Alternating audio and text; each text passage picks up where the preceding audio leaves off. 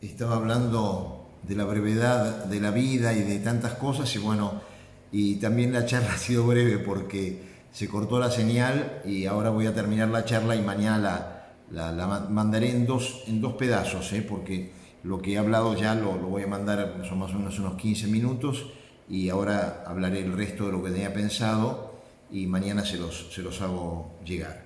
Bueno, estaba hablando justamente de la brevedad de nuestra vida, ¿no? Cómo el tiempo se nos pasa, y qué distinta que es la visión que tiene, fíjense, una persona sin fe a una persona que tiene fe, porque nosotros con la visión de la eternidad nos cambia todo realmente. La vida no es un sinsentido, sino todo lo contrario, y aún cuando nos damos cuenta que la vida va pasando, bueno, sabemos que no todo termina el día de nuestra muerte. Por eso es tan importante el contemplar la maravilla de la vida eterna, ¿no es cierto? La muerte, fíjense, no es la frontera de la nada, como lo es lamentablemente para mucha gente, ¿no? Hoy en día, tantos que se dicen ateos y que pobrecitos, para ellos la diferencia que hay entre nosotros y un animal es simplemente que somos más desarrollados, que tenemos inteligencia, pero la muerte nos iguala, la muerte de un perro, de un caballo, no es distinta de la muerte de un hombre, para esa gente que piensa que todo termina en la frontera de la muerte. Nosotros, en cambio, al contrario, nosotros sabemos que nosotros trabajamos y vivimos, pero con una esperanza de eternidad, que es lo que nos da también esa actitud tan distinta frente a la muerte del ser querido, que nos duele enormemente, pero que sabemos que ese dolor tendrá un fin, que será el reencuentro. Nosotros, por eso, la vida, fíjense, tiene, en primer lugar, tenemos que tener esa actitud de empezar siempre, no tener esa actitud de decir, bueno, ya está, ya, no, siempre. Por supuesto que cada etapa tiene su encanto y su momento, ¿no es cierto? O sea, uno se pone a pensar, no es lo mismo cuando uno tiene 20 años y toda la vida hay que pensar todavía en qué estudiar o en qué trabajar o por qué camino voy a recorrer mi vida, si el matrimonio, la vida consagrada, me quedaré soltero, lo que fuere, cuando uno tiene 60, 70 años que ya ha vivido una etapa importante, que ya el cuerpo comienza a experimentar ciertos límites, pero sin embargo siempre podemos dar más, siempre tenemos que tener esa actitud de ahora empiezo, ahora yo no estoy esperando el momento de la muerte, no, al contrario, quiero aprovechar hasta el último instante. Y eso lo vemos también en tanta gente grande a veces, ¿no? Nuestros abuelos, gente de más de 80 años a veces que tienen todavía tanta energía y tantas ganas y que comunican tanto cariño, o sea, su vida no ha terminado, ciertamente. Segundo lugar, frente a la vida eterna, el esfuerzo. Las cosas, fíjense, cumplen su misión con estar simplemente, con existir. Nosotros no, nosotros tenemos que subir, tenemos que ganar la vida eterna. Dice la Escritura que el cielo es de los que se esfuerzan, de los esforzados, solo para pecar, y ahí basta con dejar hacer las cosas. Pero cuando uno quiere vivir bien, uno tiene que esforzarse. Cada instante de nuestra vida tiene que ser pleno, total, responder a las posibilidades de nuestra alma. Y la cruz nos da en ese sentido una gran lección de esfuerzo supremo por elevar al hombre, todo lo que hizo Jesús entre el cielo y la tierra, ¿no es cierto? Él está en tensión, el crucificado delante de Dios, con el alma despierta hasta el fin, cuando el Señor entrega su alma, todo está cumplido, Padre, en tus manos encomiendo mi espíritu. No es la muerte de un hombre vencido, es un hombre que quiere llegar a agotar el plan que tenía pensado el Padre para él. Y entonces ahí sí le entrega la vida, que es también la muerte tan hermosa de muchísima gente y de muchos santos. Y por eso aprovechar el tiempo, no perderlo inútilmente. Lo cual no quiere decir, porque a veces podemos pensar que aprovechar el tiempo es estar todo el tiempo así. No, hay que saber divertirse, hay que saber tener momentos de descanso y hay que saber también los momentos que tenemos que trabajar, o estudiar, tenemos que poner toda nuestra plenitud. Pero no es que cuando yo digo aprovechar el tiempo, quiero decir todo el tiempo hay que estar haciendo. No, el Señor, incluso ustedes recordarán el Evangelio cuando dice a los apóstoles, vamos a un lugar tranquilo a descansar un poco, pero Vivimos en el tiempo, pero para la eternidad. Dentro de 100 años esperemos estar todos en el cielo. Y ahí no habrá muerte, ciertamente, y al contrario, ya veremos la plenitud que será eso, ¿no? El mundo pasa y su concupiscencia, pero el que hace la voluntad de Dios, dice la primera carta de San Juan en el capítulo 2, versículo 17, el que hace la voluntad de Dios permanece para siempre, para siempre. Qué hermoso que es esto. Otra cosa importante de nuestra fe, nosotros creemos en la vida eterna, como decimos en el credo. Así como a Adán se le avisó que iba a morir, vas a morir, porque evidentemente cometió el pecado, introdujo con el pecado la muerte. Ahora, ¿con la muerte terminó todo? No. ¿Irá toda la nada? No. ¿Irá en un mismo sitio la virtud y el vicio, el santo y el malvado? No. Exactamente no. Hay una vida futura. Jesús nos dice en Juan 6:54 que Él nos resucitará en el último día. Nosotros ya vamos a hablar de cómo será el paso de esta vida a la vida eterna, el encuentro del alma con Dios, pero también de la resurrección de nuestro cuerpo. Hay una vida futura.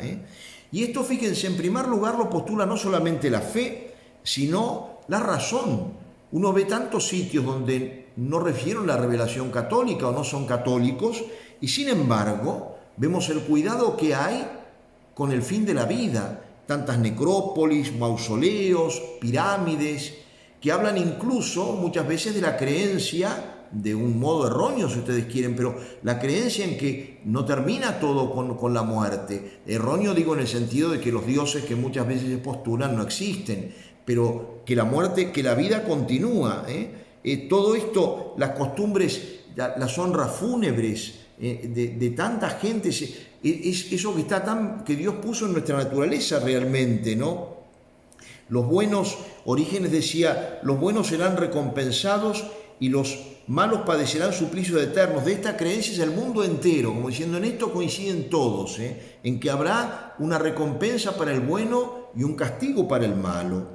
Todos los pueblos y razas han enseñado la vida de ultratumba, por eso tan importante esto, hay más allá. En segundo lugar, nos dice la razón por la naturaleza del alma.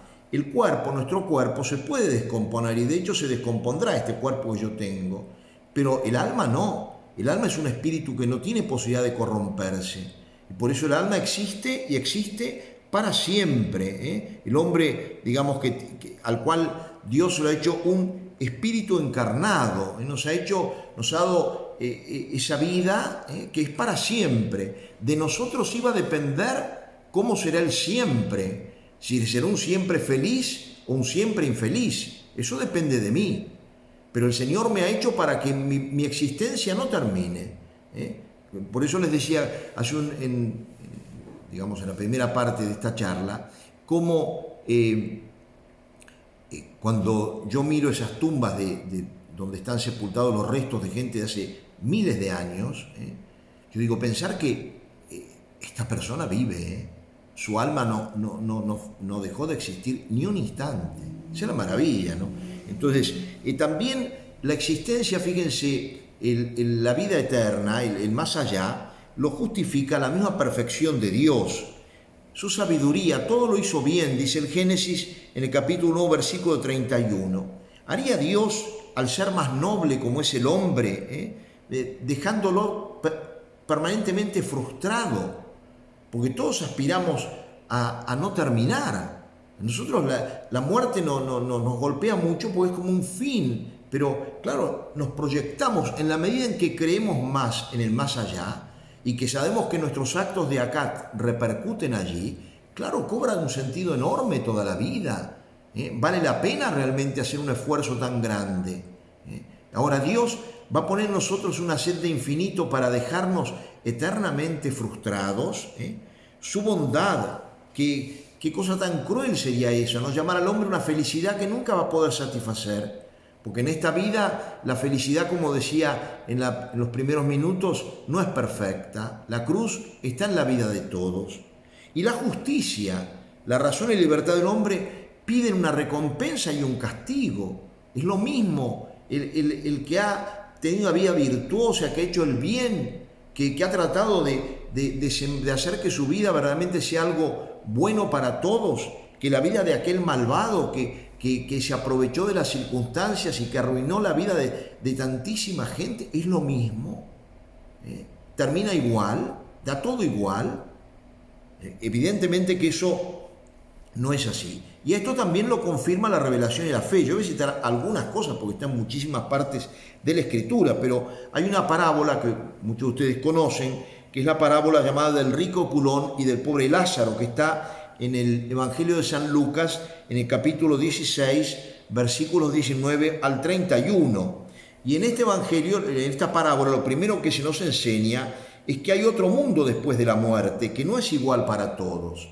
Dice la parábola: murió el pobre y fue llevado por los ángeles al seno de Abraham. Murió también el rico y fue sepultado en el infierno.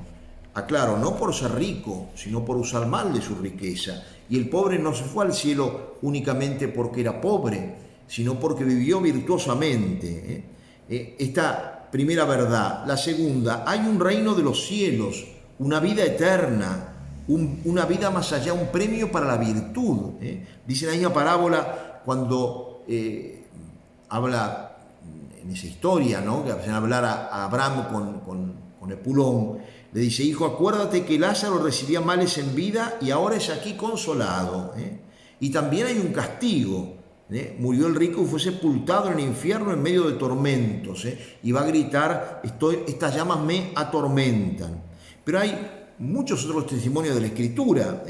Existencia, podemos mirar la parábola de la cizaña en el campo, en Mateo 13, del 24 al 30, el tesoro y la perla, lo que dice Jesús en el capítulo 11 del Evangelio de San Juan, versículo 26, todo el que vive y cree en mí vivirá para siempre. La promesa del Señor. También en Mateo 25, 34, venid benditos de mi Padre, tomad posesión del reino preparado para vosotros desde la creación del mundo. O sea, el Señor habla con mucha claridad y está hablando acá del tema de los buenos. Pero también, fíjense, hay una existencia en estado de condenación. Dice el libro de Daniel, capítulo 12, versículo 12, despertarán unos para la eterna vida y otros para la eterna vergüenza y confusión. Y también Mateo, en la parábola del juicio final, dice: apartaos de mí, malditos, al fuego eterno preparado para el diablo y sus ángeles. Mateo 15, 41. El cielo es el premio de la virtud y el infierno castigo de los pecados. Por eso también en el mismo texto de San Mateo 25 va a decir, dije mal, recién 15, era 25, va a decir: tuve hambre y me diste de comer, tuve sed y me diste de beber, y por eso recibe ahora la recompensa. Y a los malos les va a decir lo contrario: tuve hambre y no me diste de comer, tuve sed y no me diste de beber. También las bienaventuranzas, en el capítulo 5 de San Mateo, del Sermón de la Montaña, bienaventurados o felices los pobres porque heredarán el reino. Habla claramente de la vida después de esta vida. Conclusión: nuestro destino es eterno, que seamos bienaventurados, con una dicha que superior a todo lo que podemos concebir, o desgraciados con un dolor que no podemos ni imaginar tampoco. Eso depende de nosotros. Pensemos siempre en la dimensión trascendente de nuestras obras. Por eso es tan importante pensar lo que es el tiempo y la eternidad. Decía San Agustín respecto del tiempo, que es difícil de definir. Decía: si no me lo preguntan, lo sé. Si me lo mandan a explicar, no sé cómo explicarlo. Los filósofos dicen que el tiempo es como la medida del movimiento, que donde hay movimiento, donde hay cambio, hay tiempo. Por eso el tiempo se nos va de entre las manos. Uno dice: ya pasó, ya el día se me fue. Nuestra vida es temporal porque cambia. Hemos sido niños, jóvenes, adultos, ancianos, goces y tristezas. La vida termina, así como la niñez da paso a la juventud. Ya no soy más niño, ya dejé mi niñez. ya dejé mi juventud. Bueno, así también un día dejaré este cuerpo. Hay un antagonismo entre el cuerpo y el alma. El cuerpo, como decía hace un instante, es mortal, se descompondrá, es corruptible. El alma es inmortal. Por eso dice Isaías en el capítulo 40, toda carne es como la hierba y toda su gloria como flor del campo. Sécase la hierba, marchítase la flor, cuando sobre ella pasa el soplo de Yahvé, que es lo que uno ve con tanta tristeza en el mundo de hoy, ¿no? Este mundo que la gente, lógicamente, incluso mucha gente de iglesia, que el mundo es como un mal ambiente que se nos va metiendo. Yo les he dicho alguna vez que somos como fumadores pasivos en el mundo. Los criterios mundanos se nos van metiendo. Fíjense la desesperación que hay hoy en día por no envejecer. Y el ridículo a veces que hacen ciertas personas cuando ya son bastante grandes, queriendo parecer jóvenes, pero jóvenes, digamos, cronológicos, no jóvenes mentales, que uno, esa etapa, digamos, uno no debe ser un decrépito mental, no, pero darse cuenta que uno no puede vestir como un chico de 20 años cuando tiene 60, queda ridículo, o la mujer que también pretende, y hoy en día fíjense el tema de todo lo que es la cirugía estética, y la desesperación porque no se me noten los años, porque me quiten estas arrugas. Yo digo, está bien un poco, ¿no? Pero ya eso que uno hace que de pronto gaste, pero fortunas, por eso es una cosa muy absurda. El valor del tiempo, pensemos lo que adquirimos con esto, así como cuando si a uno en este momento le regalaran $1.000.000, uno dice, uy, Dios mío, ¿cuánto puedo hacer con esto? Porque es una cantidad muy importante de dinero. Y si a un hijo de uno que es pequeño viene alguien y le dona, me dice, pero vos sabés todo lo que puedo hacer con esto. Podés comprarte una casa, podés viajar, podés pagarte un estudio, podés comprarte un coche. Claro. Bueno, ¿y qué puedo hacer con el tiempo? Fíjense, en primer lugar, puedo ganarme la salvación. Y debo ganarme la salvación, Piensen, la persona que desaprovecha el tiempo. Uno dice, ¿cómo hay que aprovecharlo hasta el final? El buen ladrón tuvo la gracia de, en la hora de la muerte, encontrarse a Jesucristo. Pero no solamente él, ¿cuántos? Yo como sacerdote, ¿cuántas veces me ha tocado auxiliar a una persona minutos antes de morir? Y esa persona se fue al cielo, estoy convencida, Jesucristo le perdonó los pecados, le dio unción, le quitó el purgatorio, al cielo derecho. Entonces, nuestros méritos podemos ganarlos con el tiempo también. No hay cielo sin méritos, ni obras sin tiempo empleado en practicarlas. El tiempo se me da para que yo lo aproveche, para que yo lo use. Nuestro apostolado, pensemos, muchos de ustedes que son padres de familia, ¿no?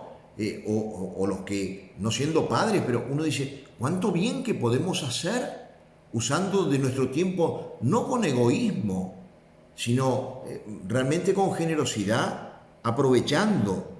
Pero pensemos también, para aprovecharlo bien, en la inseguridad que tenemos de la posesión del tiempo, porque ¿cómo se nos va? ¿Cómo nos pasa de pronto? ¿Y cómo nos pasará la vida? ¿Cuántas veces nos sucede, ¿no? De la muerte imprevista, de una persona que hasta ayer estaba con nosotros, de pronto hoy, un accidente, un problema de salud instantáneo, y se fue. Se terminó el tiempo para él. Ya agotó su tiempo. El tiempo es móvil, huidizo. No puedes detenerlo si te gusta, ni puedes acelerarlo si no te gusta. El tiempo no depende de mí. El futuro es incierto. Esas frases tan hermosas que hoy se han perdido, ¿no? En gran parte. Hasta mañana si Dios quiere. Si Dios quiere. Qué hermoso poner mi futuro en las manos de Dios.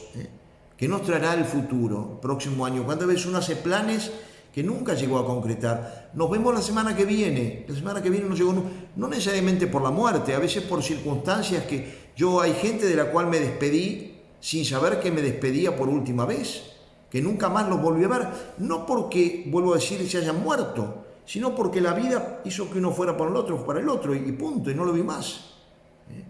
Más allá de que yo sé que viven y ellos saben que yo vivo, pero no se hemos vuelto a encontrar.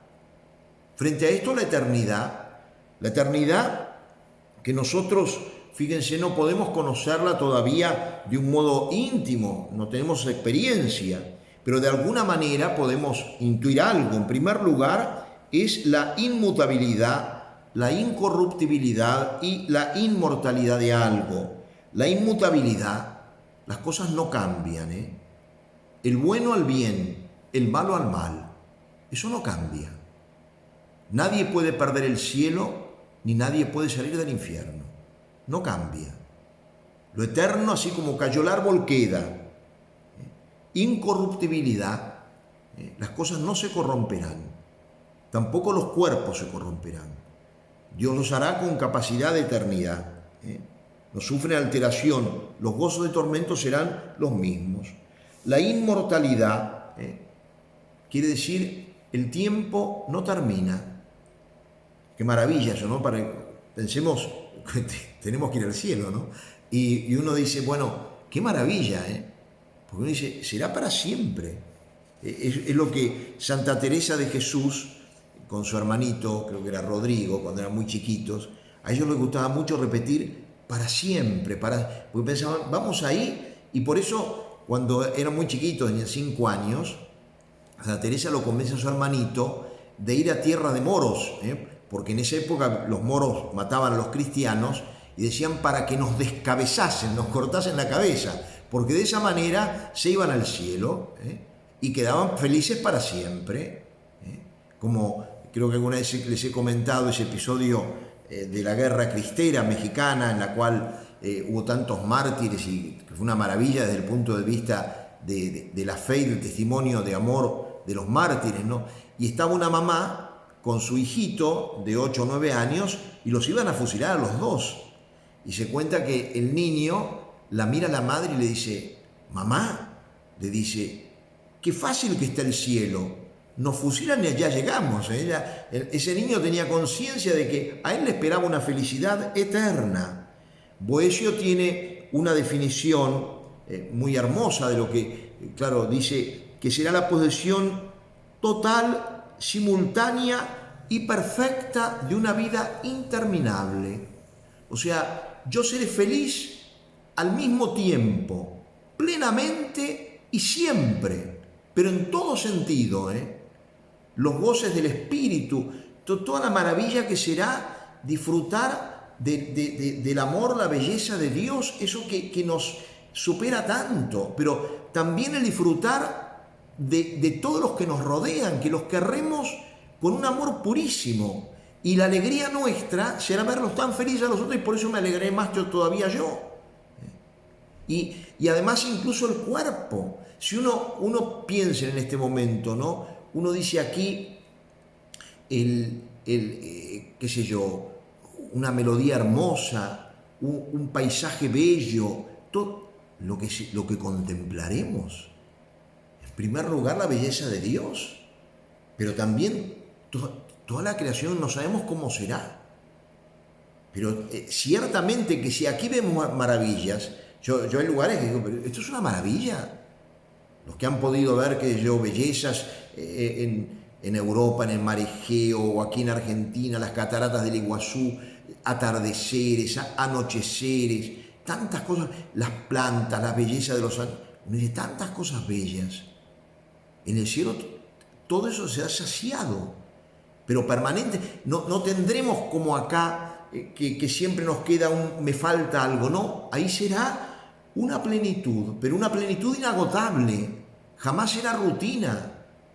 Un compartir lo bueno, lo bello, lo santo, lo perfecto, la alegría plena, sin mezcla de ninguna preocupación. La vida en una plenitud total, no existe la enfermedad, no existe la muerte, ni que hablar.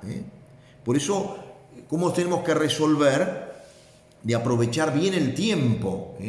Qué importante que es este tiempo, que es el único que está en nuestras manos. Yo hace un tiempo, creo que fue para Semana Santa, que les hablaba del cardenal Bantuán, que él mencionaba el aprovechar el momento presente, porque es el único que puedo aprovechar. porque el momento pasado ya fue. El futuro no llegó y no sé si llegará, pero este momento es el que yo debo aprovechar. Hoy debo tratar de hacer él. Hoy me tengo que decidir. ¿De qué me sirve hacer planes que nunca concreto? Como esos carteles que hay en una despensa que dicen, hoy no se fía, mañana sí. Claro, está el cartel puesto todos los días, no fían nunca. Yo me recuerdo un libro de una autora que a mí no me entusiasma, pero el título del libro, ni lo leía el libro, pero el título sí me parece importante. Decir, mañana digo basta. ¿Cuántas veces hay gente que dice así y nunca dijo basta? Porque lo pasó a mañana. En cambio, tenemos que vivir el hoy, el hoy. Este es nuestro día, este es mi tiempo. Este es el que yo puedo usar para el bien o para el mal. Redimir el pasado. ¿Tengo pecados y tengo defectos? Sí, los tengo. Pero los puedo redimir. Hay un refrán muy hermoso que dice, no hay santo sin pasado ni pecador sin futuro. Uno mira grandísimos santos, María Magdalena, San Agustín, San Ignacio, San Vicente, un montón, que han tenido vida de pecado y de pecado grave y llegaron a una cumbre de santidad. Y por otro lado uno ve personas que han tenido la posibilidad de ser santísimos, como Judas, como Lucifer, que hablábamos hace poco, que no es una persona, pero es un ángel creado por Dios para ser un ángel de los más santos y más grandes. ¿A dónde cayó? Por eso todo depende de cómo aprovechemos el tiempo, redimirlo con la penitencia. La Virgen cuando se aparece, ¿cuántas veces pide? Yo lo he mencionado en Fátima, en Medjugorje, en la mayoría de las apariciones la Virgen pide, por favor, hagan penitencia. Dominen su cuerpo, sean capaces de hacer algo. No nos pide que nos matemos haciendo penitencia. No. El ayuno, pero ayunar no solamente de cosas materiales, ayunar de la televisión, ayunar de la frivolidad, de tan tontera que a veces en la cual uno, como digo, gasta tantísimo tiempo. Tratar de hacer, para redimir el pasado, obras cada vez más perfectas. Y rectificar el futuro, evitar totalmente el pecado, totalmente el pecado.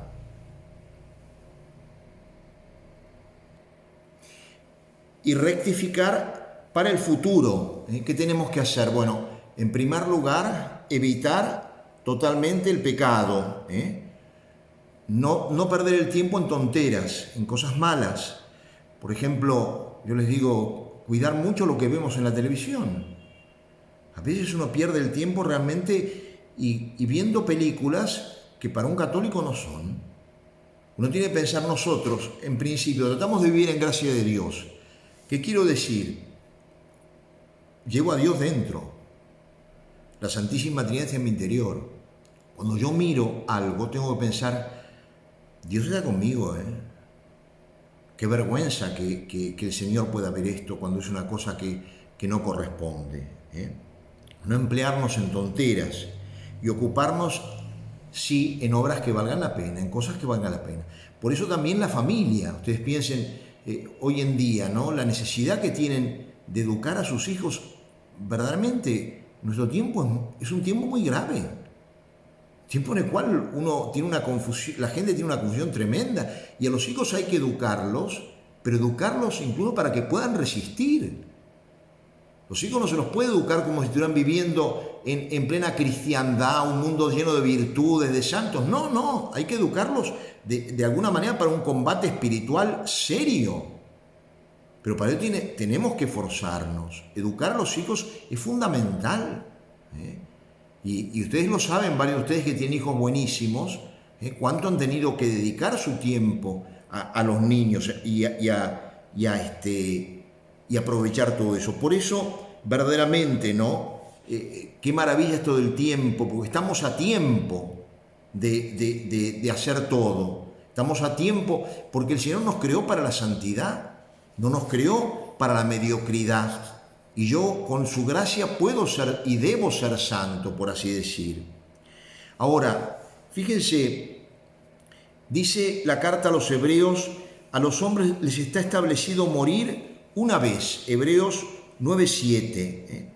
Es evidente que nosotros un día vamos a morir y hoy en día no queremos hablar de esto. Y es una tontería, porque yo sé que la muerte es una puerta que tendré que abrir un día. Pero lo que es importante es saber que la muerte no es el fin de mi existencia. Todo depende. Si para mí la muerte es terminar todo, bueno, entonces como dice San Pablo, ¿no? Comamos y bebamos que mañana moriremos, aprovechemos esta vida. Si esto es lo único que hay, ahora, si es un medio para entrar en la eternidad, vivamos conscientes de esa verdad fundamental. Aprovechemos esta vida tan breve para labrarnos una felicidad eterna. Cuando digo breve, miren, yo un ejemplo que seguramente más de uno de ustedes me ha escuchado, porque lo suelo poner a menudo.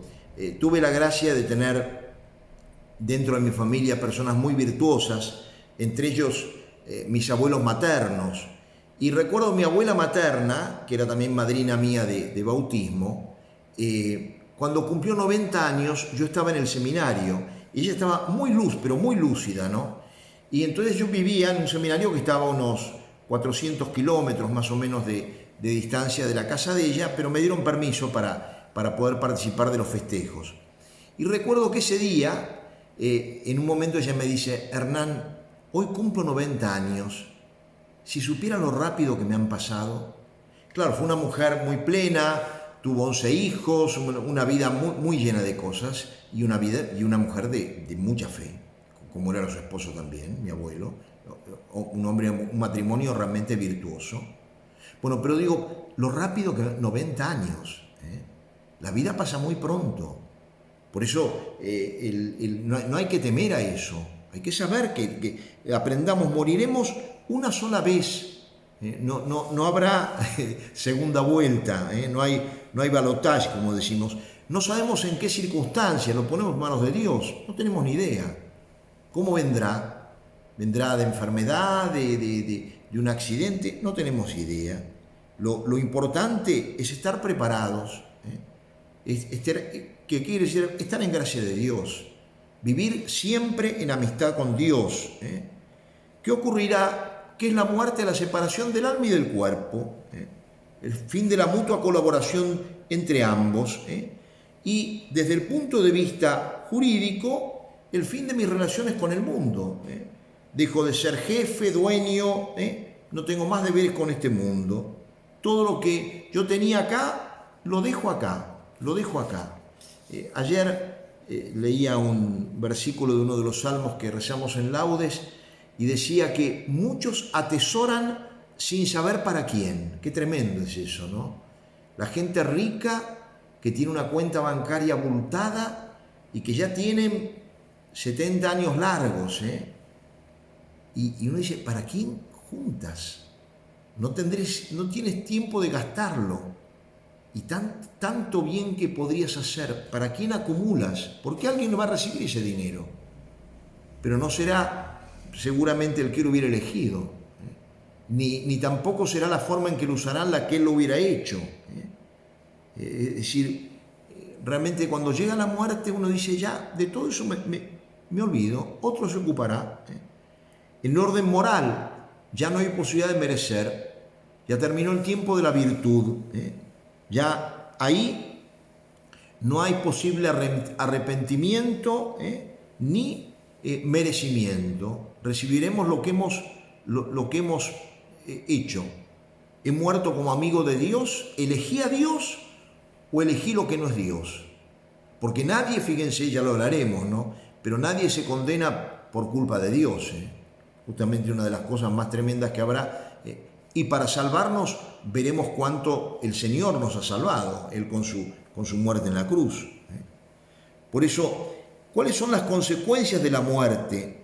Es el comienzo de una vida nueva, pero de una vida tan feliz para el que es un cambio, no una destrucción. Decían los antiguos en latín, vita mutatur non tolitur, quiere decir, la vida se cambia, no se quita. El alma comienza instantáneamente, apenas muere, una nueva existencia de felicidad o de dolor. Y eso está condicionado por nuestra vida presente. Nuestra vida presente es la que va a marcar lo que yo voy a hacer por una eternidad. Por eso las lecciones que nos da la muerte nos conviene aceptarlas. En primer lugar, es un fenómeno natural inevitable. ¿Qué gano yo no queriendo morir? Me voy a morir un día, por favor. Eso es como cuando una persona le dice, mirá que no hagas esto, que te va a pasar tal... No, pero es que no seas tonto, es que te va a pasar, y le pasa. Uno dice, pero es que era cantado, no se dio cuenta. Claro, nosotros no damos cuenta que de acá nos vamos. Vivimos como si fuéramos a quedarnos acá, y todos los días todos los días en el mundo mueren niños, ancianos, adultos. Y uno dice, ¿cuándo me tocará a mí? Llegaré a fin, no tengo ni idea, y tampoco tengo que vivir angustiado por eso. Porque el momento que me toque, no tengo ni tiempo de asustarme. En general, miren, yo como sacerdote, que muchas veces voy a rezar, y ustedes que son testigos también de haber asistido, es muy difícil que uno diga, esta persona murió aterrorizada. No, quizás alguien que mataron, pero si no, no muere uno con terror. Dios es bueno también en eso. Cuando nos toque partir, y cuanto más nosotros que le pedimos nada menos que a la Virgen, que nos acompañe en la hora de la muerte. Imagínense, nuestra madre, como ya lo he señalado, no nos quiere tanto como la Virgen María. Ustedes piensen qué mamá no estaría junto al hijo cuando muere, por favor. ¿Qué madre no va a estar? ¿Y la Virgen María no va a estar? Se lo pedí tantas veces. Cada vez que recé la de María, ¿cuántos rosarios? Por eso, verdaderamente, ¿no? Como tenemos que tener serenidad frente a... Es también la voluntad de Dios. Aceptémosla y ofrezcámosla con amor. Señor, tengo que pasar esta puerta, ¿sí? La puerta no es agradable, no, es verdad. Pero me abre al lugar más feliz. Tengo que saber, como cuando uno le aconsejan, mira, tienes que operarte, pero después de esta operación queda sano, uno dice, ¿tengo un miedo? Sí, pero después de sano, bueno. La muerte tiene ese carácter penoso porque es el castigo del pecado. Va a decir San Pablo que por un hombre entró la muerte en el mundo, como por otro el hombre de Dios va a entrar, que Jesucristo va a entrar la vida en el mundo. Y Romanos 6:23 dice, el estipendio del pecado es la muerte, o sea, el sueldo del pecado, lo que se paga por un pecado es la muerte. Pero en este caso la muerte no natural, sino la muerte eterna.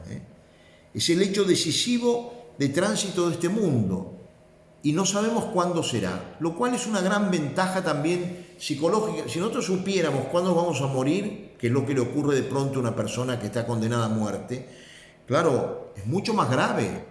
Por eso Jesús sufrió mucho, él sabía el momento de su muerte. Y entonces, y sabía además lo tremenda que iba a ser su muerte. Por eso la sombra de la cruz va pesando, el acto de amor de Cristo es extraordinario, ¿no? Nosotros no sabemos cómo ni cuándo moriremos. De nosotros depende estar preparados. Es única, como decía. Por eso vivamos alertas. Uno piensa lo tremendo que es la muerte del que vive en pecado. La muerte del pecador, todos somos pecadores, pero digamos, la muerte del que vive en pecado grave es desastrosa. Uno dice, qué terrible, ¿no? Porque perdió, es muerte eterna. Ahí sí, Jesucristo la llama muerte, porque a la muerte natural Cristo la llama sueño. Lo desastroso viene después. Jesucristo a veces lo dice en el capítulo 8 de San Juan, versículo 21, tiene una frase muy tremenda. El Señor está discutiendo con unos judíos que se oponen a Él, que han sido incluso discípulos de Él algunos, y el Señor le dice, si no cambian, moriréis en vuestro pecado. Moriréis en vuestro pecado. Como el episodio ese que está en el libro de Daniel 5:28, el famoso festín de Baltasar, que ve una mano que escribe unas palabras misteriosas en la pared del salón. Él estaba comiendo y había traído copas que había sacado del templo de Jerusalén. una profanación.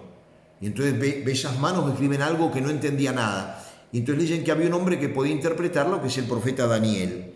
Y Daniel le dice, sí, te leo lo que dice ahí. Mané, tus días están contados.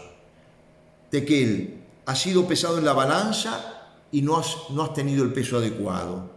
Y Farés, tu reino hoy ha terminado y se entrega a tus enemigos. Y así fue. Y así fue. Tus iniquidades te abrumarán y se volverán contra ti. San Agustín dice, ¿qué llevan para el otro mundo los que nadan en riqueza y en placeres? Nada sino el peso de sus iniquidades. En cambio, la muerte del justo es tan hermosa. San Hilarión decía, ¿por qué temes, alma mía, dejar tu cuerpo? ¿No hace 70 años que sirves al Señor? ¿Por qué tienes que tener miedo? El otro día me contaba, a raíz de una operación que le iban a hacer una religiosa muy anciana y que era conveniente que se le hicieran, que ella a la Madre Superiora le decía, mire madre, yo quiero que me la hagan porque creo que me va a hacer muy bien, pero además, si Dios me llama, estoy preparada. Claro, no era ningún drama, un alma que ya va preparada. La muerte del pecador, en cambio, es desastrosa, porque es pasar a la tiniebla. Yo digo, qué horror, ni pensarlo a veces quiero. Lo terrible que tiene que ser, esa frase que Dante escribió en la Divina Comedia, que dice que en la puerta del infierno dice, los que entráis aquí perded toda esperanza, para siempre, pero para siempre horrendo, qué horror, qué horror. Por eso uno a veces piensa, no ha habido muertes muy terribles.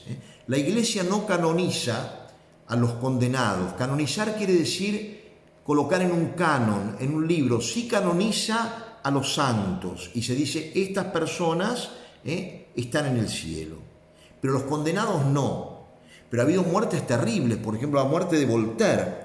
Voltaire se confesó antes de morir, pero después recayó nuevamente en sus blasfemias, en todo, y en su agonía pidió un confesor.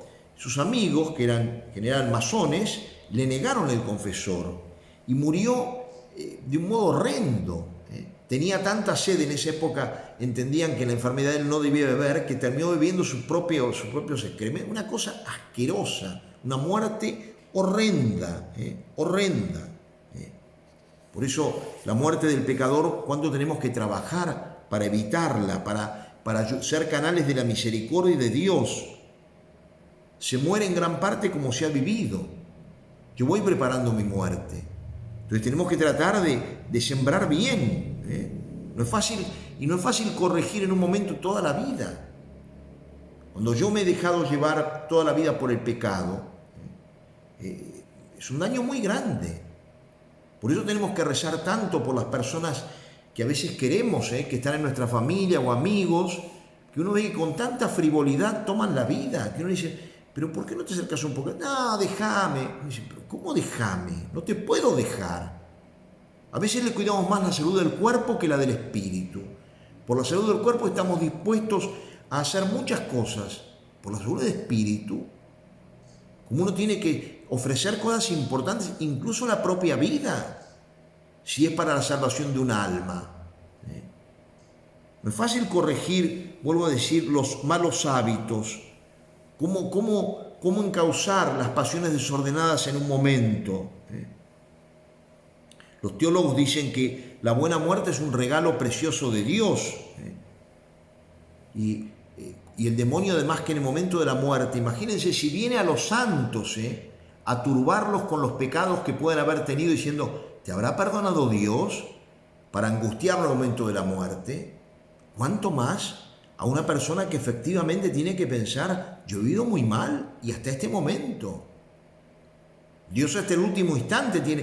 Pero miremos en la cruz, de los dos ladrones, Jesús a uno llevó al cielo.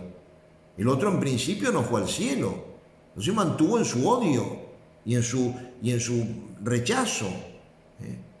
O sea, es tremendo el morir mal. Por eso la muerte del pecador es lo peor que puede existir. Hay que tratar de quitar la ceguera. Por eso es tan importante, ¿no? Hay tantos ciegos. Uno a veces mira los milagros de Cristo, ¿no? Y ve únicamente milagros que los cojos caminan, los ciegos ven, los paralíticos hablan, los mudos hablan, los sordos oyen. Pero ahí, fíjense que esas enfermedades son más graves en el orden espiritual.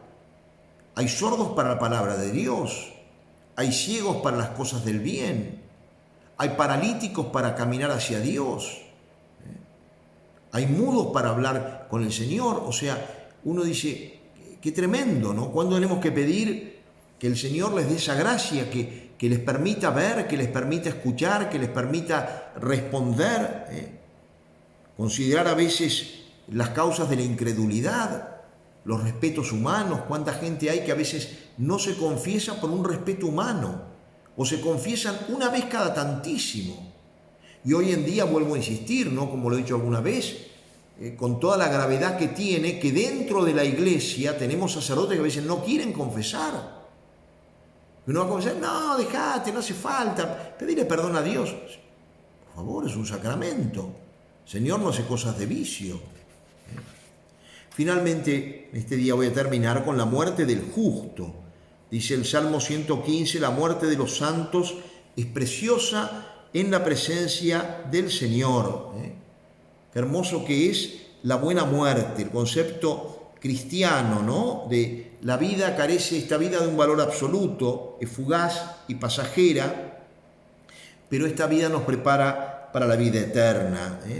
Y el justo es como dice la Escritura, de algunos hombres muy virtuosos y santísimos, como San José, lo señala como un hombre justo, ¿no? El justo, ¿qué hace? En primer lugar, huye del mundo. Dice la carta de Santiago, capítulo 4, versículo 4, quien pretende ser amigo del mundo se hace enemigo de Dios. El mundo, como sabemos, no es el mundo de la creación. El mundo son los ambientes anticristianos. Esos ambientes, por ejemplo, hoy en día antinatalistas, ambientes donde abunda el pecado, la degeneración, esos son ambientes mundanos. El justo también renuncia totalmente al demonio y a sus sugestiones. Por eso San Pablo va a decir en la carta a los Efesios, capítulo 6, 11, vestidos de toda la armadura de Dios para que podáis resistir a las insidias del diablo. Finalmente, también San Pablo va a decir cómo él mortifica sus pasiones, que se les ordena sin concupiscencias. Primera carta a Corintios 9, 27. Castigo mi cuerpo y lo esclavizo, no sea que habiendo sido heraldo para otros, resulte yo descalificado. San Pablo lo está diciendo esto. Positivamente, ¿no? El justo, como dice la carta a los Romanos, capítulo 1, 17, vive de la fe. Fe en la divinidad de Cristo, en la palabra del Evangelio, fe en la Iglesia, en los misterios de la redención, fe en el destino trascendente de nuestra vida, en el valor sobrenatural de nuestras acciones, esperanza en la vida eterna, en el auxilio omnipotente de Dios, en la consecución del fin con la gracia de Dios, que es también la unión con Cristo, con la Virgen María y con los santos, caridad ardiente, ¿hacia quién? A Dios en primer lugar, pero por amor a Dios también al prójimo, amor a todos los hombres, lo que dice San Juan, la primera carta 4:20, si alguno dijere amo a Dios pero aborrece a su hermano, miente, pues el que no ama a su hermano a quien ve no es posible que ame a Dios a quien no ve. Este amor ha de concretarse en el cumplimiento de todas nuestras obligaciones y en obras hacia nuestros prójimos. Por eso la buena muerte, ¿no? San Pablo decía, Filipenses 1:23, deseo morir para estar con Cristo. Santa Teresa de Jesús tiene unos versos muy hermosos que dice que muero porque no muero, como diciendo, muero de ganas de ir con Dios. San Juan de la Cruz, que tiene esa muerte bellísima, cuando él estaba ya agonizando y alrededor de él, piensen que era un hombre muy joven, todavía no tenía 50 años, pero ya agonizaba y estaban rezando y tocan a maitines, que tocan a la 1 de la mañana, y dice, tocan maitines, me voy a rezarlos al cielo. Y se murió. Esa muerte, así mueren los santos. No le espanta la muerte, todo lo contrario. Por eso, escuchar esa palabra de Cristo, ¿no? Cuando dice en el Evangelio de San Mateo, capítulo 25, servidor bueno y fiel, entra en el gozo de tu Señor. San Fernando, rey de España, tiene una oración muy hermosa, dice: te devuelvo, Señor, el reino y la honra que me diste, mayores de lo que yo merecía. Recibe, Señor, mi ánima, y por los méritos de tu santísima pasión, ten por bien de colocarla entre tus siervos. Qué hermoso, un rey que muere de esa manera, ¿no? Claro, era otro mundo. El rey San Luis, rey de Francia, dijo al morir: nunca hubiera creído que era tan fácil morir, y murió con una sonrisa en los labios. Por eso la muerte es un momento importantísimo de nuestra vida, pero que si preparamos bien no tenemos que tener ningún temor. Como digo, además, pedir a la Virgen: Madre, por favor, en ese momento te quiero a mi lado, te quiero a mi lado. Bueno, vamos a continuar, si Dios quiere, el jueves que viene. Espero no tener otra vez inconvenientes con internet, así que esto lo estarán recibiendo aquí en Argentina y en España hoy, ya este viernes. Yo estoy haciéndolo a última hora del jueves por la noche. Pidámosle al Señor que esta contemplación y reflexión sobre las postrimerías nos ayuden a revisar nuestra vida, por un lado a confiar más en Dios, a rezar más y aprovechar mejor el tiempo, este regalo que el Señor nos hace de tener este momento temporal para ganarnos la vida eterna. Que Dios los bendiga a todos. Les voy a dar la bendición, que la bendición de Todopoderoso, Padre, Hijo y Espíritu Santo, descienda sobre vosotros, vuestras familias, y permanezca para siempre. Que así sea.